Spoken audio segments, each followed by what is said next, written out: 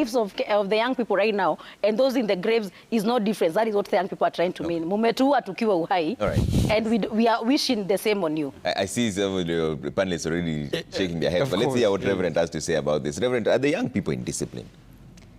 When they are not, and I want to agree with her when we are asking who exactly has the bar to say, or the standard to say that we are being indisciplined. And the DP starts by saying that we need mentorship. And I want to look at who are our mentors. Is he and Joho supposed to be our mentors? How can they show us what vice is and then demand virtue from us? It is impossible.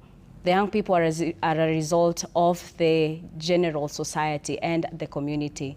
And so if the young people are indisciplined, it is a very clear mirror of what the society is, because basically it is monkey see and monkey do. And so we are just doing what they have taught us to do well. It is wrong to say that we are indisciplined, because truly when we agree with what they are saying, that is when we are being called discipline. When we cheer for them and say, miaka ingine tano for our president, that is being disciplined.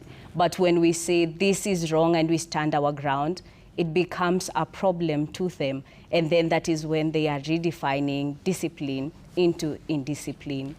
The young people went to the streets in June, and they were killed. They did what was constitutionally right.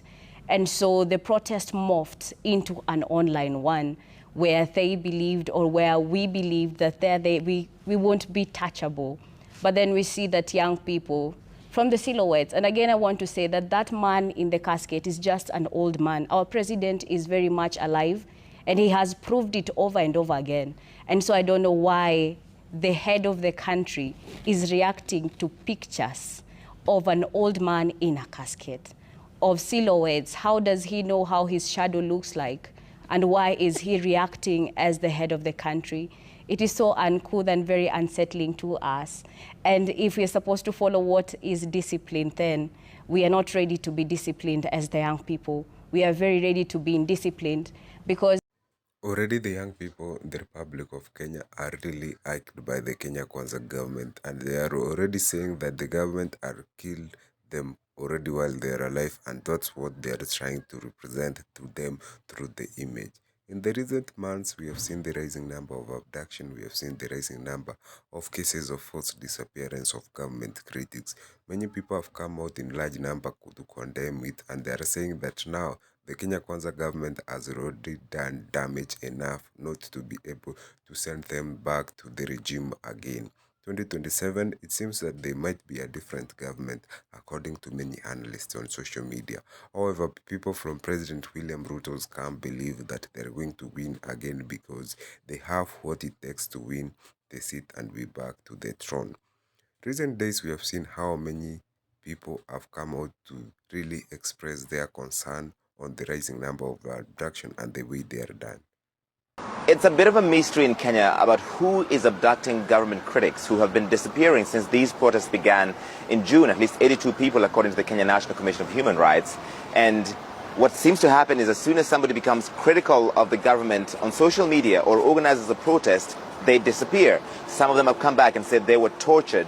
They were chained to the floor, naked, and questioned about the source of the funding, or just why they're being so vocal against the government of President William Ruto. He says that he will stop the abductions, but he also had a conditional part of that he will stop the abductions, but the young people of Kenya have to behave, they have to be polite, and they have to be disciplined, which people saw as a tacit endorsement, or at least an admission that his government has been abducting some critics. In the last 2 or 3 weeks, several more people have disappeared. Some of them young people in their 20s who posted AI-generated images of President William Ruto in a casket. One of them, a popular cartoonist who's been sharing satirical silhouettes over President William Ruto. They've all disappeared. Their families believe they were picked up, tracked on their phone, and picked up by Kenyan security forces. I want you to listen to one of the family members. I am here as a parent. Please, I am begging. I have cried enough. I do not have strength. I feel like dying.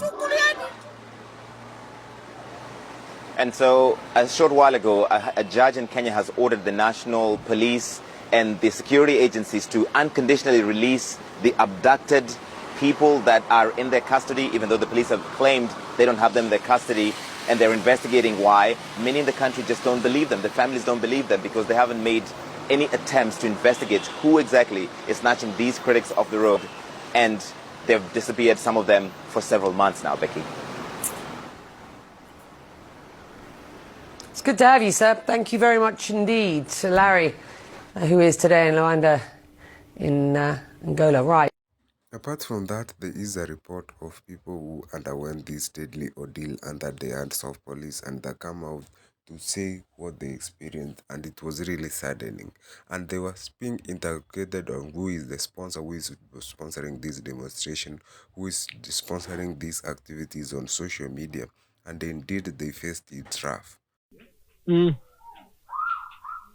Baada ya madakika chumba yangu ikafunguliwa, nikamulikwa torch, yule askari akakuja akafungua pingu na akaanza kunipiga makofi, akaniambia mnaachiliwa na ile joto mmeleta Kenya ni joto kubwa sana, so tunaomba msijaribu kwenda kwa any media kwenda kuelezea jinsi mahali mmekuwa na kudescribe ile torture mmepitia, tutawarudia atuwaue.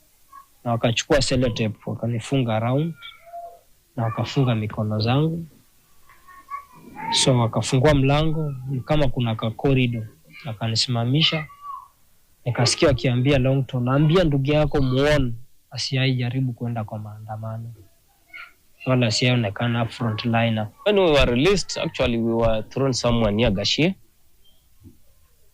the last point of Kitisiru. There's a river. From Kitisiru you are coming to somewhere close to Bishop's Road. There's a nested there. When we were thrown there, we were told to sit down. We were masked, but with sellotapes, and all our hands with sellotapes, so that we can just remove and proceed. So we handed back our phones and some 300 shillings for transport. So once they told us, kindly don't open the masks or the sellotapes until you hear the sound of the vehicle has gone. We actually did that. When we opened ourselves, our phones were 0%, so they could not light up, because I wanted to know where I was. We did not know where we were at that point, but we could see an estate some distance or along Bishop's Road. I told my brother, let's go to that estate. If you can get watchmans, we charge our phones. So once we reached that estate, we narrated our ordeal to the watchmen. And they told us, you guys, you've been in the media for the longest time. We charged our phones. I called my brother, Abdul Longton. They told him, now we've been thrown somewhere in Gashie. Come pick us. They started coming from Kitengela. And I also called some human rights bodies. Told them we've been released. They came to our rescue. They took us to a safe house. They took us for medical attention. So we stayed in Nairobi for about 3 weeks at their own cost, the human rights organizations. Then we were brought back to Kitengela. I lost 16 kgs within a month.